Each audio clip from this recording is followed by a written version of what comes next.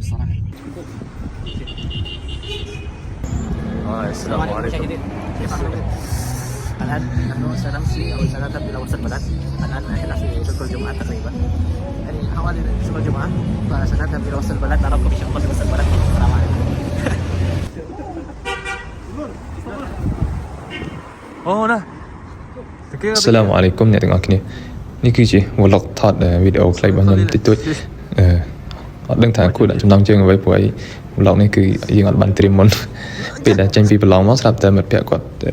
ត្រូវការទិញអីវ៉ាន់ខ្លះយកធ្វើនំអញ្ចឹងហើយពួកគាត់ក៏បបួលខ្ញុំទៅផ្សារមួយមានឈ្មោះថា Asia Market នេះ ليس صورة فيديو لماذا لا تنزل មិនហ្នឹងលេងសើចជាមួយពួកគាត់បន្តិចពួកគាត់ស្មានតែខ្ញុំថតរូបភាពធម្មតា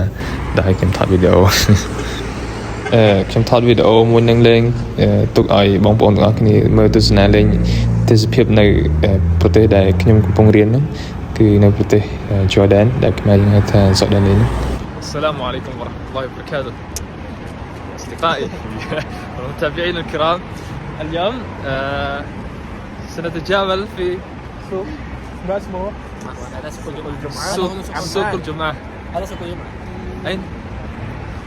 هناك اسمه سوق الجمعة. ហើយនៅក្នុងវីដេអូហ្នឹងដែរខ្ញុំថតដូចជាអត់មានក្បាលអត់មានកន្ទុយអត់ដឹងគួរផ្ដាំនៅកន្លែងណាភ្ជាប់នៅកន្លែងណាជាគ្រាន់តែថតលេងសប្បាយៗឲ្យបងប្អូនទាំងអស់គ្នាមើលហើយណាមួយទុកជាអនុស្សាវរីយ៍ពេលដែលពួកខ្ញុំរៀនចប់ទៅគឺនៅសល់វីដេអូហ្នឹងទុកមួយដើម្បីមើលនៅពេលក្រោយថ្ងៃក្រោយទៅយើងបែកគ្នាពេលឃើញវីដេអូហ្នឹងទៅក៏អាចនឹកគ្នាវិញអីចឹងណា بعد ذلك سنذهب إلى وسط البلد إن شاء الله. لا أدري. وسط البلد هذا فيه بعض المطاعم أو مطاعم. يعني نعم مطاعم كثير، وفيه مثلا تريدون أن تشتروا شيء. إن شاء الله سنراكم في وسط البلد. ម្នាក់ដែលពាក់វ៉ែនតានិយាយមួយខ្ញុំមិញហ្នឹងគឺជនជាតិឥណ្ឌូនេស៊ីពួកខ្ញុំរៀនសាកលវិទ្យាល័យជាមួយគ្នាហើយក៏ស្នាក់នៅអគារជាមួយគ្នាហើយទៅផ្សារហ្នឹងក៏ដោយសារតែពួកគាត់ទាំងពីរនាក់ហ្នឹងបបួលទៅអញ្ចឹងទៅក៏ចេញពីប្រឡងភ្លាមក៏ចេញទៅភ្លាមហ្មង كما قلنا هذا سوق الجمعة يعني شيء مثلا مثل أحذية وملابس مستعملة. تمام. يعني مثلا تريد إنتاج من الأوروبا كل شيء موجود. لكن هنا زميل الإمام انتظر هنا قليلا نصور صورة هنا. ناخذ صورة. خلاص ابدأ. نعم. ما رأيك؟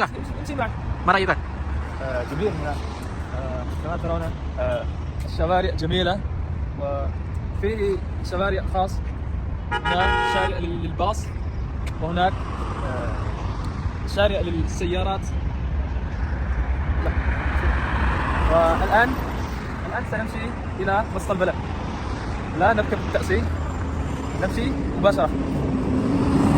ماذا سأتكلم عنه؟ ماذا شيء يعجبك هنا؟ هل المنظر جميل؟ نعم. هنا في منظر جميل. جميل.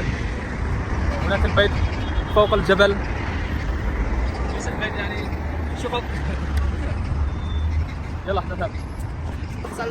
មិនហ្នឹងគឺខ្ញុំនិយាយជាភាសាអារ៉ាប់ដែលមានន័យថាខ្ញុំចង់និយាយតាក់ទងទៅនឹងផ្លូវហ្នឹងគឺនៅប្រទេសហ្នឹងគឺផ្លូវសម្រាប់ឡានក្រុងផ្សេងមួយហើយផ្លូវសម្រាប់ឡានបើកបរធម្មតាគឺផ្សេងជាងផ្លូវដែលយើងឃើញនៅកណ្ដាលហ្នឹងគឺផ្លូវសម្រាប់តែឡានក្រុងទៅបើកចំណែកឡានធម្មតាតូចអីគឺបើកនៅផ្លូវគៀនខាងឆ្វេងឬក៏ខាងស្ដាំហ្នឹងដើរតាមផ្លូវទៅក៏ស្រាប់តែឃើញពាក្យស្លោកបីអាខុដរ៉ហាវ៉ាអ៊ុនណាគីដែលមានន័យថាធម្មជាតិពណ៌បៃតងហើយនឹងខ្យល់បរិសុទ្ធបើយើងមើលទៅគឺពាក្យហ្នឹងវាមានអត្ថន័យធម្មតាតែបើយើងយកវាមកគិតក្នុងសកម្មភាពដែលយើងកំពុងទៅដើរតាមផ្លូវឃើញធម្មជាតិពណ៌ខៀវហើយខ្យល់អាកាសបរិសុទ្ធគឺបែរថាវាធ្វើឲ្យអារម្មណ៍របស់យើងហ្នឹងគឺស្រស់ស្រាយអញ្ចឹងល្អមែនទែន مركز الحسين الثقافي الحسين.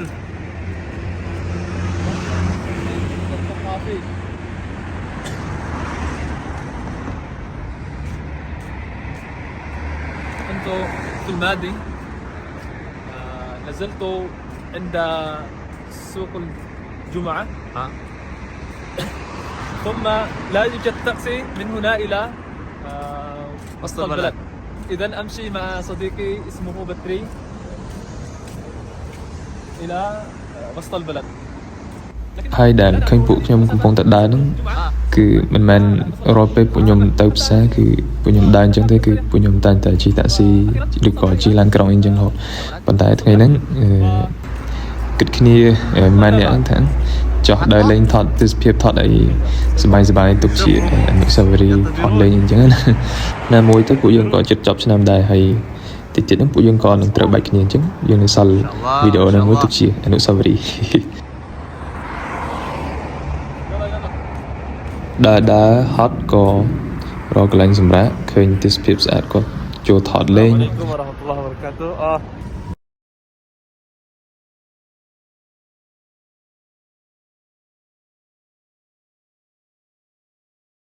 ហើយដើរហ្នឹងគឺមិនមែនចិត្តទេណាវាប្រហែលជិត2គីឡូអីដែរដោយសារដើរតាំងពីល្ងាចរហូតដល់យប់ ហើយឥឡូវយើងមកដល់ផ្សារក៏ចូលដើរមើលថតលេងបានតិចតួចហ្នឹងផ្សារនៅប្រទេសដែលខ្ញុំកំពុងរៀនហ្នឹងមានស្បែកជើងមកទឹកទៅខាងនេះហើយនៅមានខាងក្នុងស្បែកជើងស្អាតហើយហ្នឹងគឺកន្លែងលក់បន្លែផ្លែឈើអីមានសាច់មានអីអញ្ចឹងទៅហើយតែពួកខ្ញុំអត់បានទិញអីច្រើនទេគាត់ចូលដើរមើលលេងហើយក៏ដើរហួសទៅសំយ៉ាងដោយសារដល់ម៉ោងសំយ៉ាងដល់ពេលដែលចាប់ដើមត្រូវទិញមែនតើអត់មានពេលថតហើយក៏អត់បានថតសកម្មភាពអីទៀតគឺសូមចប់តែត្រឹមហ្នឹងអ៊ុសសាឡាមអាឡៃគុំអ៊ីនសាអល់ឡោះលើកក្រោយបើសិនជាមានពេលវេលាទំនេរច្រើនខ្ញុំនឹងថតអ្វីល្អៗចែកជូនបងប្អូនទាំងអស់គ្នា